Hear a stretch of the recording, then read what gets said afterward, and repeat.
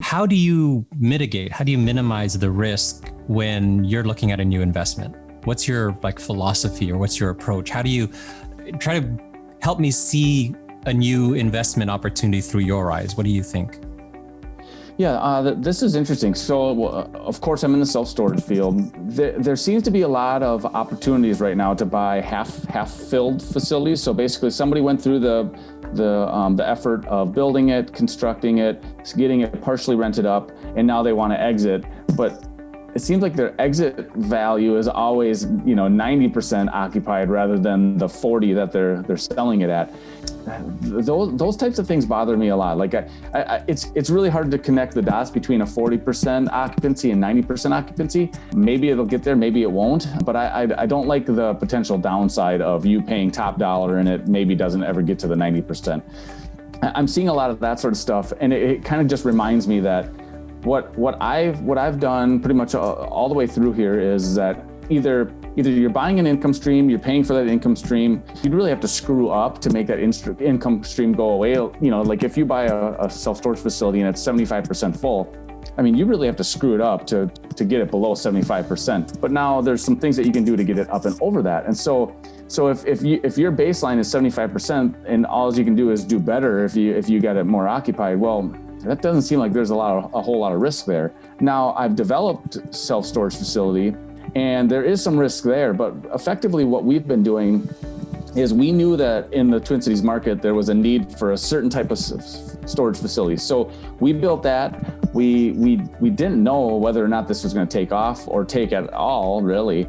And so what we did is we did some grading. We put up one building as sort of our test case. Actually, we put up two buildings as our test case because we did an unheated and a heated building. Well, lo and behold, the first building rented before we even had it complete. The second build, and we got tons and tons of calls. The second building was heated. We finished that, I want to say like in March or April, something like that. Well, lo and behold, nobody wanted storage in April. They need heated storage in October or whatever it is. And so quickly made the decision then, the next building was supposed to be heated again. We quickly made the decision to make that unheated because it's a little cheaper product. We built that, filled that one before it was even complete, pre-rented it, and that effectively covered our costs of everything. Well, then right around that time, it was September, I want to say, or late August, September. We rented that entire heated building in 2 weeks of September. Whereas we hadn't rented a single unit all summer long. So these things sort of present themselves. If people keep calling you for something, you're probably onto something, right?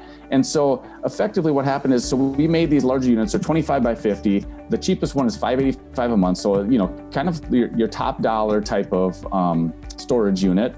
And a lot of people kept calling us saying, hey, we just need to store a boat, $585, that's kind of a lot of money.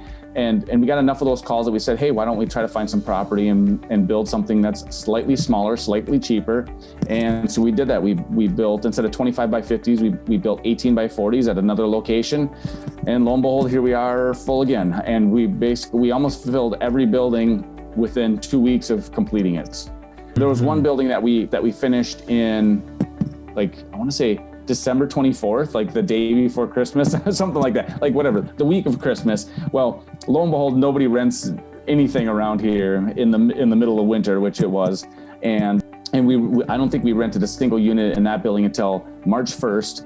And then I want to say March hit and we rented that entire building up, which 11 units within 2 weeks. So it's just, the markets can kind of swing quickly, but you also kind of have to trust the process.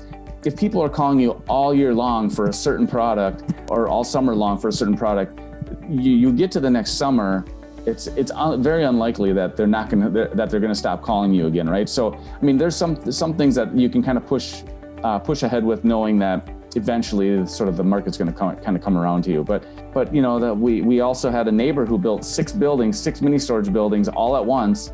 And so now you effectively have 6 buildings almost competing against themselves for tenants. And I think that's sticking your neck out there a little bit. So I like to build mine in phases, fill them up. It takes a little longer, but we've also been able to pretty much cash flow from day one. That's been super, super helpful and successful. And it certainly takes a lot of the risk off your plate, or at least the sleepless nights.